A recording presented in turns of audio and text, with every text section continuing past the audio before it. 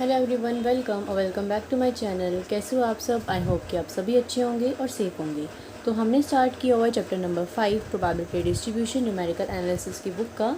उसको हम आगे फर्दर कंटिन्यू करते हैं। लास्ट वीडियो में मैंने आपको एग्जांपल्स कराए थे, एक्सरसाइज भी कराई थी, 5.1 कराई थी और 5.2 का जो हमारा कंसेप्ट चल रहा था बायनॉमियल डिस्ट्रीब्यूशन वाला, उसमें मैंने आपको 1 to 6 एग्जाम्पल करा दिए थे। अगर आप में से किसी ने वो वीडियो नहीं देखी है तो आप प्लेलिस्ट में जाके उस वीडियो का लिंक मिल जाएगा आपको और आप उस वीडियो को देख सकते हो। ठीक है, आज हम करेंगे मीन एंड वेरिएंस।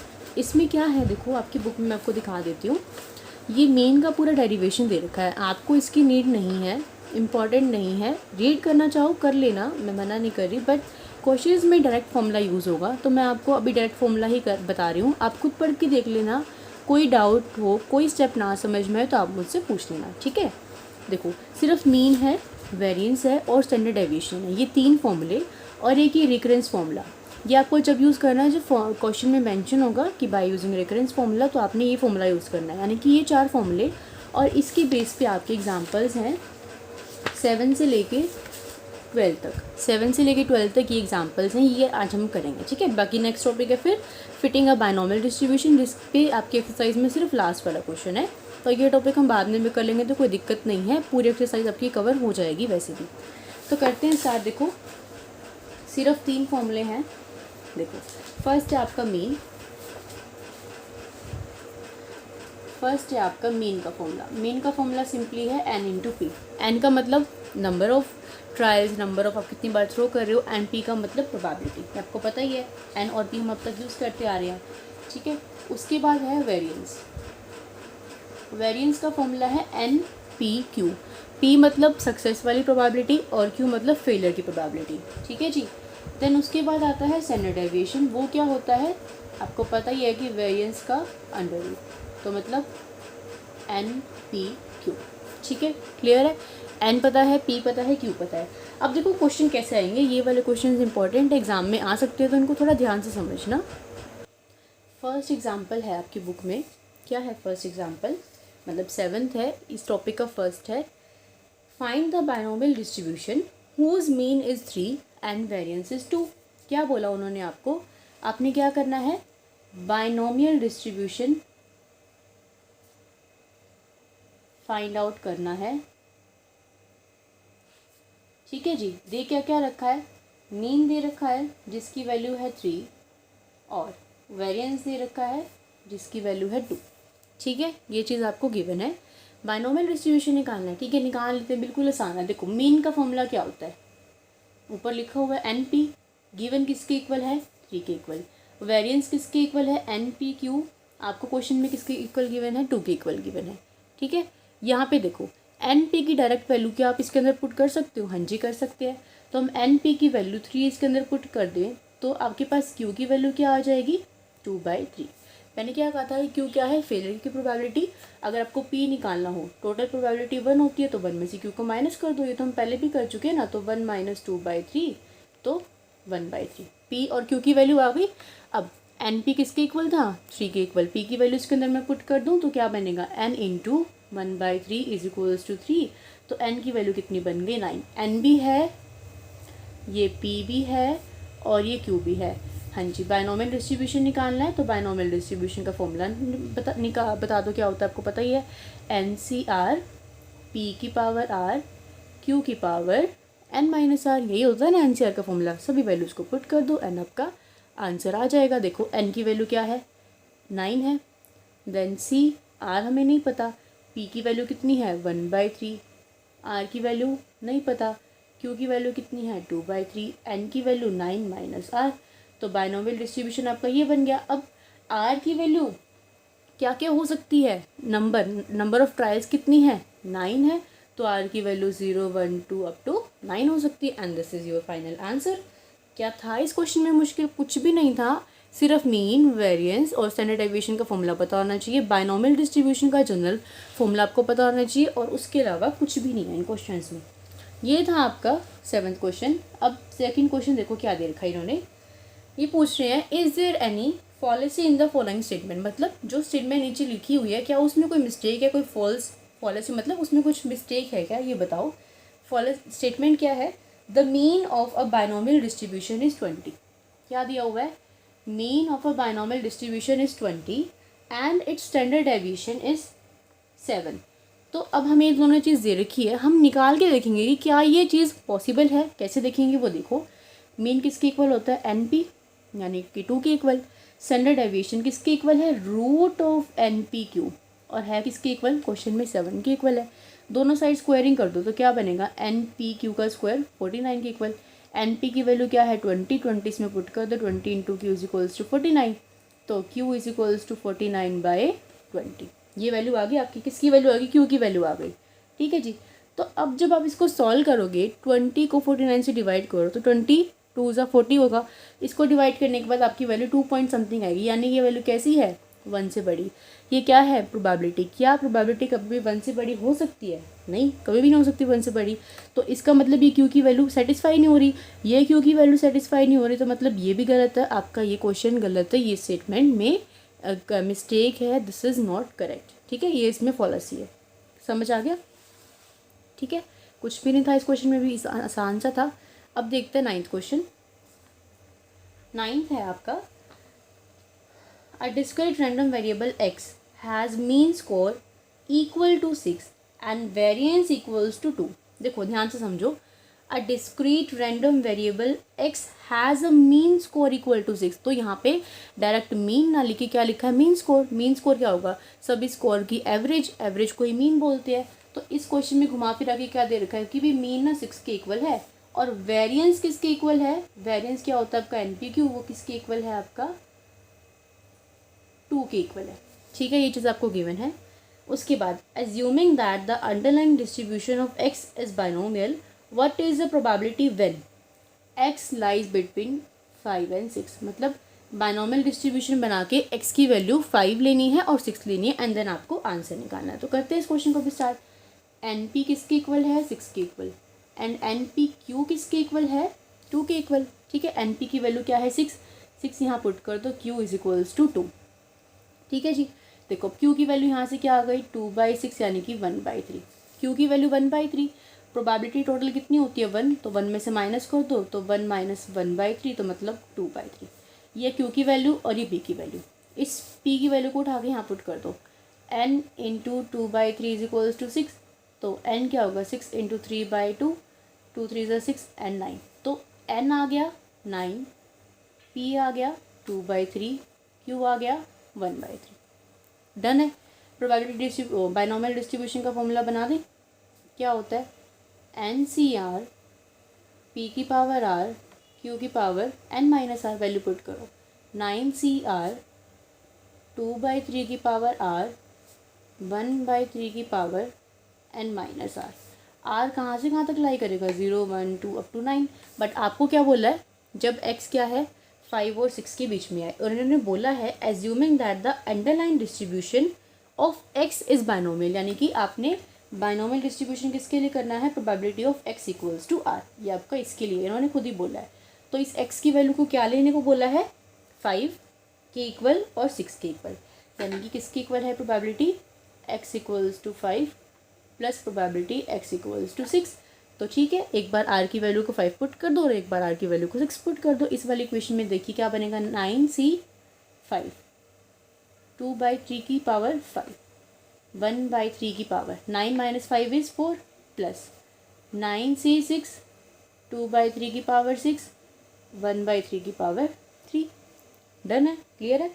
ठीक है जी, देखिए इसको मैं कैसे सॉल्व करती हूँ। 9C5 इसको अलग अलग कर दो, 2 की पावर 5 नीचे 3 की पावर 5 1 की पावर 4 नीचे 3 की पावर 4 प्लस 9C6 2 की पावर 6 बाई 3 की पावर 6 1 की पावर 3 बाई 3 की पावर 3 3 की पावर 3 बेस दोनों का 3 यहाँ पे बेस दोनों का 3 ऐड कर दूँ मैं, क्या बनेगा देखिए 2 की पावर 5 1 का तो कुछ नहीं है 3 की पावर 9 प्लस 9C6 2 की पावर 6 बाई 3 की पावर 9। तो 1/3 की पावर 9 तो दोनों में से बाहर कॉमन आ ही जाएगा। यहाँ 2 की पावर 5 है, यहाँ 2 की पावर 6 है, तो हम 2 की पावर 5 को बाहर ले सकते हैं। ठीक है, आप लिखना चाहो तो 1 को भी लिख लेना। तो मैंने 2 की पावर 5 बाई 3 की पावर 9 को तो बाहर ले लिया, तो अंदर क्या बचा यहाँ 9C5 प्लस 9c6 और यहाँ एक 2 भी तो बचा क्योंकि पावर तो बाहर 5 आई है और अंदर एक ऑलरेडी है। ठीक है, 2 की पावर 5 को 2 को 5 टाइम्स ओपन करोगे तो क्या आएगा 32, नीचे 3 की पावर 9। उसके बाद 9c5 और 9c6 को सॉल्व करते देखिए क्या आएगा 9 factorial by 5 factorial into 4 factorial, यही बनेगा। तो 9 इंटू 8 इंटू 7 इंटू 6 करोगे, 5 से 5 कट जाएगा, मैं लिख नहीं रही। 4 इंटू 3 इंटू 2 करोगे, 4 2 ज़ा 8, 2 बचेगा, 3 3 ज़ा 9, 3 बचेगा, और 2 3 ज़ा 6, ये बचेगा। तो 3 3 ज़ा 9, 9 2 ज़ा 18 एंड 18 बचेगा और साथ में आपका 7 बचेगा, तो 126 आ जाएगा यहाँ पे। इसको सॉल्व करके आपका 126 आ गया। इसके बाद है 9 से यहाँ पे है 9 factorial by 6 factorial into 3 factorial, तो 9 8 7 बाई 3 2, 3 3 ज़ा 9, 2 4 ज़ा 8, ठीक है जी, 4 3 ज़ा 12, 12 7 ज़ा 84, यहाँ 84 बच गया और 84 इंटू 2 भी है, तो ये कितना बन जाएगा आपका 168। ठीक है, 32 इन दोनों को ऐड करोगे तो क्या आएगा 294 और नीचे 3 की पावर 9, तो उसको आप मल्टीप्लाई करके फर्दर सॉल्व कर लेना कैलकुलेटर की हेल्प से कि वो क्या आएगा। बस आपका आंसर यही आएगा, इतना ही आएगा। ठीक है, कुछ भी नहीं है, कैलकुलेशन वर्क है। अभी तक तो क्वेश्चन कोई ऐसा मुश्किल नहीं आया। 10th क्वेश्चन देखो, the sum of mean and variance of a binomial distribution is 50।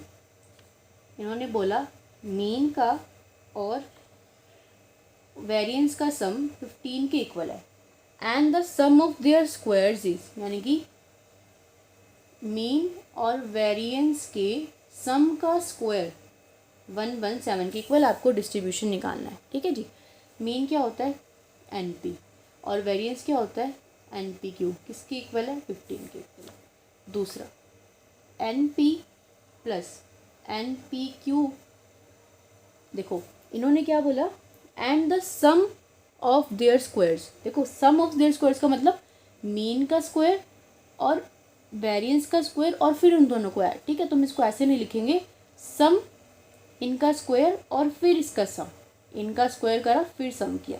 ठीक है जी, और यहाँ पे 117 क्लियर है, किसके इक्वल है 117 के इक्वल है। ठीक है, इसको क्या लिखेंगे n square plus P square plus N square plus P square Q square equals to 117। क्या कॉमन आ रहा है बाहर, N square P square common आ रहा है, अंदर बच गया 1 plus Q square equals to 117।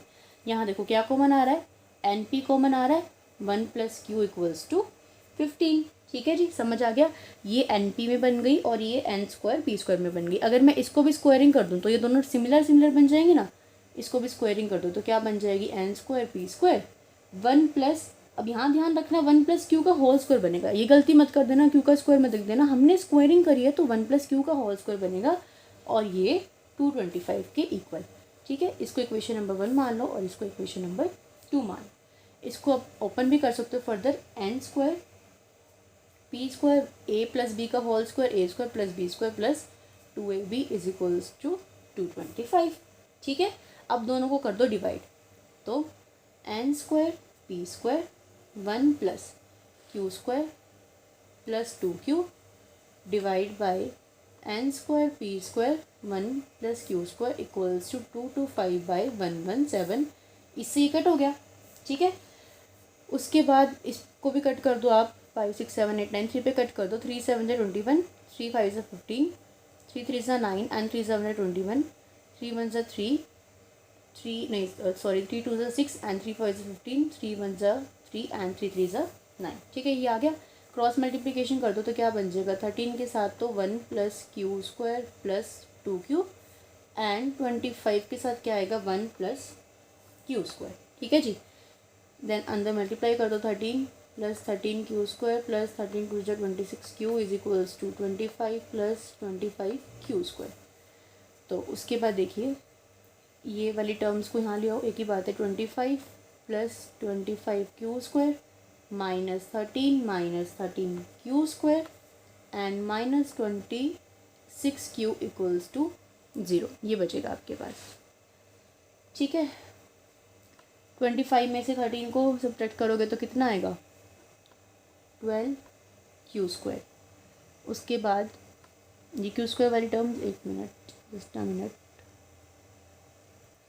ठीक है, देखो 25 में से माइनस कर दी, ठीक है, -26 आएगा ना, ठीक है, -26 क्यू, और उसके बाद यहाँ पे 25 में से 13 को माइनस करोगे तो प्लस का 12 बचेगा। देखो मैंने क्या किया, इसको मैंने यहाँ कट कर दिया, मल्टीप्लाई करी, ये वाली टर्म्स यहाँ पे, इसको मैं माइनस पे लिया, 25 एज इट इज़, 25 माइनस 13 12 हो गया, -13 क्यू स्क्वायर था और प्लस 25 क्यू स्क्वायर था तो 12 क्यू स्क्वायर आ गया, -26 क्यू है तो वो एज इट इज़ आ गया। ठीक है, अब इसमें सिर्फ मैं बाहर क्या कॉमन ले सकती हूँ, 2 में बाहर कॉमन ले लूँ तो अंदर क्या बचेगा, 6 -13 क्यू, और यहाँ भी 6, ये भी वहाँ जाके ख़त्म हो जाएगा, तो आपके पास क्या बच गया, ये टर्म बच गई। ठीक है जी, अब अगर आप इसकी फैक्टर करने की कोशिश करोगे तो मल्टीप्लाई करके 36 आए तो 9 4 हो सकता है ना, 9 4 36 हो सकता है, और 6 9 4 हो सकता है। देखिए 6 6 36, मल्टीप्लाई करने पे तो 36 आए, तो इसके फैक्टर्स और ऐड या सब्ट्रैक्ट करने पर -13 आए, तो 6 और 6 तो हम नहीं बना सकते क्योंकि फिर बहुत आंसर 12 आ जाएगा, तो हमें इसके फैक्टर 9 और 4 मिलेंगे। तो इसको हम लिखेंगे कैसे, अगर मैं -9 और -4 लूँ तो -13 आंसर आ जाएगा, और इन दोनों की मल्टीप्लाई करूँगी तो 36 भी मल्टीप्लाई में बन रहा है। ठीक है, तो इसको हम लिखेंगे कैसे, 6 q square -9 q -4 q plus 6 is equals to 0। अब ये क्या है 6 और ये क्या है 9, तो बाहर क्या कॉमन आएगा, 3 क्यू कॉमन आएगा, अंदर क्या बचेगा 2 क्यू -3, यहाँ माइनस बाहर कॉमन ले लो, 2 बाहर कॉमन ले लो तो अंदर बच जाएगा 2 क्यू -3 इज इक्वल्स टू 0। तो दो फैक्टर आ गए अब आपके पास, 3 क्यू -2 इज इक्वल्स टू 0, पूरा लिख लो ऐसे, और 2 क्यू -3 इक्वल्स टू 0। क्यू की वैल्यू यहाँ से आ गई 2/3 और क्यू की वैल्यू यहाँ से आ गई 3/2। आपने देखना क्या है कि वैल्यू आपने कौन सी लेनी है। आपको पता है कि प्रोबेबिलिटी की वैल्यू क्यू जो है वो 1 से बड़ा नहीं हो सकता ना, तो हम यहाँ पे क्या लेंगे, क्यू को 2/3 लेंगे, क्योंकि 3/2 लोगे तो 1 पॉइंट समथिंग हो जाएगा, तो इस वैल्यू को आपको नेगलेक्ट करना पड़ेगा। क्यू को क्या लोगे 2/3। हमारे पास क्या आ गई, क्यू की वैल्यू आ गई, क्यू की वैल्यू से हम क्या निकालेंगे, पी की वैल्यू निकालेंगे, और इसके अंदर पुट करके फिर हम एन की वैल्यू निकालेंगे, एंड देन हमारा डिस्ट्रीब्यूशन कर देंगे। ठीक है, तो क्यू की वैल्यू आई है 3/2, यहाँ से पी की वैल्यू क्या आ जाएगी 1 - 3/2, 3/2 नहीं सॉरी 2/3, तो ये वैल्यू आपकी आ जाएगी 1/3, पी आ गया, क्यू आ गया। मेरे पास स्टेटमेंट क्या थी, n p 1 + q equals to 15, ये स्टेटमेंट थी। ठीक है जी, इसके अंदर वैल्यू को पुट कर दो, एन इंटू पी की वैल्यू 1/3, 1 + क्यू की वैल्यू क्या है 2/3 इक्वल्स टू 15, n/3, 3 एलसीएम लोगे 3 + 5/3 बन जाएगा equals to 15, n equals to 15 × 3 × 3/5, 5 3 = 15, तो n की वैल्यू क्या आ गई 27 आ गई वैल्यू। प्रोबेबिलिटी बाइनोमियल डिस्ट्रीब्यूशन बनाओगे, क्या बनेगा, NCR p की पावर r q की पावर n - r, तो 27 CR p कितना आया था 1/3 की पावर r, q कितना आया था 2/3 की पावर 27 - r। तो अगर n 27 है तो r की वैल्यू भी 0 से लेके स्टार्ट होकर 27 तक होगी। क्लियर है, समझ में आ गया। ये था आपका 10th क्वेश्चन। ठीक है जी, उसके बाद 11th क्वेश्चन है। 11th क्वेश्चन में क्या है, if x follows a binomial distribution with mean 4 and variance 2। क्या कहा है इन्होंने, मीन कितना गिवन है 4 एंड वेरिएंस कितना गिवन है 2। तो आपको ना क्या करना है, प्रोबेबिलिटी किस किस की क्या निकालनी है, ये मैं आपको बताती हूँ अभी। Mod of x - 4 less than equals to 2, यानी कि इसका क्या मतलब है, इसकी वैल्यू -2 और x - 4 की वैल्यू -2 और 2 के बीच में लाई कर रही है, यानी कि एक बार तो x - 4 किसके इक्वल है आपका 2 की इक्वल है, तो x की वैल्यू 6 है, और एक बार आपका x - 4 किसकी इक्वल है -2 की इक्वल है, तो x की वैल्यू -2 + 4 यानी कि x की वैल्यू 2 है। ठीक है जी, और इक्वल नहीं है, यहाँ पे लेस देन का साइन है ना, तो ये है, यानी कि x की वैल्यू 2 है, इक्वल टू है ना, देखो यहाँ पे सारा ना इक्वल टू का साइन है, ये भी इक्वल टू का साइन है, तो x की वैल्यू 2 है, 3 है, 4 है, 5 है, 6 है, 2 से लेके 6 तक की आपको सारी की सारी क्या निकालनी है, प्रोबेबिलिटी निकालनी है। समझ में आया, यहाँ पे डायरेक्ट ना देखिए क्या दे दिया, मोड ऑफ x - 4 ये है, तो यानी कि -2 less than equals to x - 4 less than equals to 2। इस इनक्वालिटी को सॉल्व करोगे तो x क्या है, छोटा है 6 से और इक्वल भी है, और यहाँ से x बड़ा है 2 से और इक्वल भी है। ठीक है, समझ में आया। ये इनइक्वालिटी यहाँ पे चेंज हो जाएगी, ये वाली हो जाएगी। x यहाँ पे 2 से बड़ा है और 2 के इक्वल है, 6 से और 6 से छोटा है, तो प्रोबेबिलिटी आपको 2, 3, 4, 5, 6 पे निकालनी है। बट उसके लिए आपको n, p और q की वैल्यू चाहिएगी, वो हम निकालेंगे यहाँ से। n, p की वैल्यू क्या है 4, डायरेक्ट इसमें पुट कर दो, तो q की वैल्यू क्या आ गई 2/4 यानी कि 1/2। p की वैल्यू 1 माइनस q, 1 माइनस 1/2, 1/2। अब n p क्या है 4 की इक्वल है, n इंटू पी की वैल्यू 1/2 इक्वल टू 4, n की वैल्यू क्या आ गई 8 आ गई। ठीक है,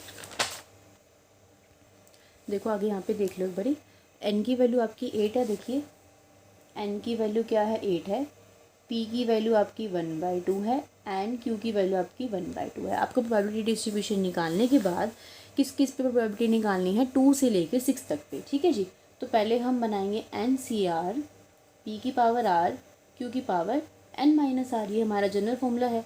इसमें देखो 8CR 1/2 की पावर r और 1/2 की पावर n कितना है यहाँ पे 8 माइनस r। ठीक है, बेस सेम है तो पावर्स को हम ऐड कर सकते हैं, तो ये क्या बन जाएगा 8CR 1/2 की पावर 8। अब r कहाँ से कहाँ तक लाई कर सकता है 0, 1, 2 से लेके 8 तक, बट मुझे तो लेके सिर्फ कहाँ से कहाँ तक करना है 2 से लेके 6 तक की प्रोबेबिलिटी की वैल्यूज को निकालना है। तो प्रोबेबिलिटी ऑफ, यहाँ पे आप लिखोगे ऐसे, mod of x less than equals to 2। इसका मतलब क्या है, जो मैंने आपको सॉल्व करके दिखाया था कि ये किस किस के बीच में लाई कर रहा है, -2 और 2 के बीच में लाई कर रहा है। तो इसका मतलब क्या है कि प्रोबेबिलिटी x इक्वल्स टू 2 पे, x इक्वल्स टू 3 पे, x इक्वल्स टू 4 पे, x इक्वल्स टू 5 पे एंड x इक्वल्स टू 6 पे आपने निकालनी है। ठीक है जी, तो सिंपली वैल्यू पुट करनी है। 2 में 8C2 1/2 की पावर 8, 3 में 8C3 1/2 की पावर 8, क्योंकि भी यहाँ पे एक टर्म होगी ना तो आसान है सॉल्व करना। 8C4 1/2 की पावर 8, देन 8C5 1/2 की पावर 5 एंड देन 8C6 1/2 की पावर, सॉरी तो 8 ही रहेगी 8। ठीक है, तो 1/2 की पावर 8 तो सब में कॉमन है, बाहर निकाल लेंगे। इसको सॉल्व करना पड़ेगा। 8 factorial by 2 factorial into 6 factorial करोगे, 8 7 6 लिखोगे, 6 से 6 कट जाएगा, 8 और 7 बाई 2 बचेगा, 2 4 सा तो 7 4 सा 28। ठीक है, इसी तरह से यहाँ पे क्या होगा 8 7, यहाँ पे मैं करके दिखा देती हूँ आपको, वैसे ही आप खुद भी सॉल्व कर सकते हो। 8 7 6 होगा, 5 फैक्टोरियल होगा, नीचे 5 फैक्टोरियल कट जाएगा और 3 2 ये भी कट जाएगा, 3 2 ज़ा 6, 2 4 ज़ा 8। ठीक है, 4 2 ज़ा 6, 7 6 ज़ा, यहाँ पे 4 2 ज़ा 8, 4 2 ज़ा 8, 8 7 ज़ा 56, ये आपका आंसर आ जाएगा। ठीक है जी, similarly 8 factorial by 4 factorial into 4 factorial बनेगा, तो इसको 8 इंटू 7 इंटू 6 इंटू 5, 4 से 4 कट जाएगा, एक 4 बच जाएगा, 4 2 ज़ा 8, 3 2 ज़ा 6, ये 2 से 2 कट गया, कि आपका क्या बचेगा 7 2 ज़ा, यहाँ पे आपका बचेगा, ठीक है यहाँ पे आपका आ जाएगा 70। फिर इसी तरह से इसको सॉल्व करोगे तो आएगा 56, और इसको सॉल्व करोगे तो 28 ही आएगा, क्योंकि 8 और 2 तो भी 6 बनेगा, 8 6 तो भी 2 बनेगा, तो आपका आंसर यही आएगा। आप खुद भी इसको सॉल्व करके देख सकते हो। 1/2 की पावर 8, देन अंदर इन सबको ऐड करने के बाद आपको मिलेगा 236। 2 की पावर 2 को 8 टाइम सॉल्व करोगे तो आएगा 256। ठीक है, इसको फर्दर कट करके 119/128 आपका आंसर आ जाएगा। आप कट तो आप खुद भी कर सकते हो, वीडियो बहुत ज़्यादा बड़ा हो जाता है अगर मैं आपको कैलकुलेशन भी करके दिखाती हूँ तो। अब रहेगा सिर्फ एक क्वेश्चन, क्या है उसमें आपको डायरेक्टली लिखा है कि रेफरेंस फॉर्मूले का यूज़ करना है, तो वो क्वेश्चन अब आप खुद करोगे। फॉर्मूले के अंदर वैल्यू पुट करनी है, कुछ भी नहीं करना, बता देती हूँ क्या दे रखा है। अ डाई इज़ थ्रोन 5 टाइम्स, यानी कि n की value Sidhi Sidhi 5 they the. Getting a number on 5 is considered a success. आपको पता है कि एक डाई पे 5 आने की प्रोबेबिलिटी क्या है 1/6 है, और फेलियर भी क्या है 1 माइनस 1/6 यानी कि 5/6। और r की वैल्यू क्या क्या हो सकती है 0 1 2 3 4 5। प्रोबेबिलिटी डिस्ट्रीब्यूशन बायनॉमियल डिस्ट्रीब्यूशन क्या बनेगा NCR, p की पावर r, q की पावर n माइनस r। पहले इसको पुट करो 5CR, p की वैल्यू क्या है 1/6 है, 1/6 की पावर r, और इसकी क्या है 5/6 की पावर n माइनस r यानी कि 5 माइनस आर। अब उन्होंने बोला है calculate p r for r equals to 0 1 2 3 4 from the recurrence formula. तो रेकरेंस फॉर्मूला मैंने आपको नहीं बताया था, अभी बता देती हूँ रेकरेंस फॉर्मूला का क्या फॉर्मूला है। देखिए ये होता है रेकरेंस फॉर्मूला कि अगर आपको मान लो 0 के लिए निकालनी है तो आर की वैल्यू 0, उसके अंदर एक नंबर ऐड कर दो, यहाँ n माइनस आर, यहाँ r प्लस 1, ये तो आपको लर्न करना पड़ेगा। ये आपका फॉर्मूला होता है। देखिए जैसे कि अगर आपका r 0 है, 0 के लिए आपने निकालना है 0 प्लस 1, n क्या है number of terms 5, 5 minus r यानी कि 0, यहाँ पे 0 प्लस 1, प्रोबेबिलिटी यानी कि 1/6, क्यों यानी कि 5/6 और प्रोबेबिलिटी एट 0। तो वो बस ठीक है। तो इस फॉर्मूले से आपने क्या निकालना है, ये निकालना है क्वेश्चन। जैसे कि अगर r इक्वल्स टू 0 के लिए हम निकालें तो क्या बनेगा 0 प्लस 1 1 यानी कि प्रोबेबिलिटी एट 1। n की वैल्यू क्या है 5, 5 में से 0 को माइनस करोगे, यहाँ 0 के अंदर 1 को ऐड करोगे, यहाँ क्या आएगा आपका 1/6/5/6 और यहाँ प्रोबेबिलिटी एट r। तो 0 की प्रोबेबिलिटी क्या होगी, देखो r का मतलब r0 का क्या मतलब है, 0 की प्रोबेबिलिटी वो क्या होगी आपकी, 0 पे प्रोबेबिलिटी 0 ही होगी ना, ठीक है। तो इसको सॉल्व करोगे तो क्या आएगा 1/6, ये क्या बन गया 5/1 इंटू ये क्या आ गया आपका 1/6, ठीक है। उसके बाद देखो प्रोबेबिलिटी एट 0 की वैल्यू ना, देखो यहाँ पे आपको प्रोबेबिलिटी एट 0 की वैल्यू निकालनी पड़ेगी। प्रोबेबिलिटी एट 0 कैसे निकालोगे, इस वाले फॉर्मूले से निकालोगे। यहाँ r की वैल्यू को 0 पुट करो, क्या बनेगा 5 से 0, 1/6 की पावर 0, 5/6 की पावर 5 माइनस 0 यानी कि 5।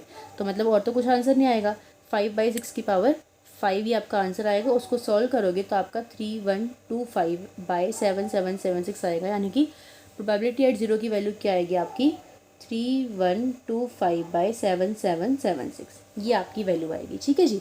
यहाँ पे देखो 5/1, 1/6/1/5, तो ये 1/5 बनेगा, 5 से 5 कट हो जाएगा, तो आपके प्रोबेबिलिटी एट 1 की वैल्यू क्या आ गई, ये आ गई।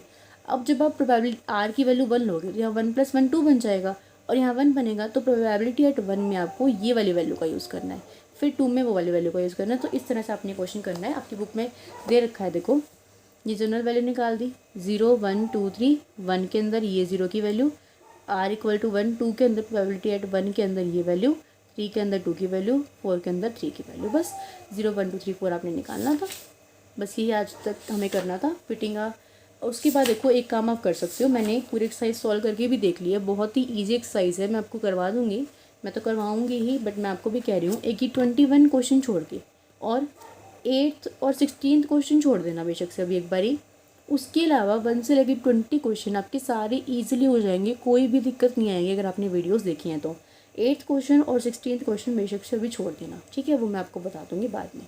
क्लियर है, 1 to 20 क्वेश्चन बहुत इजी हैं, आप ट्राई कर सकते हो, अगर करना चाहोगे तो हो भी जाएंगे।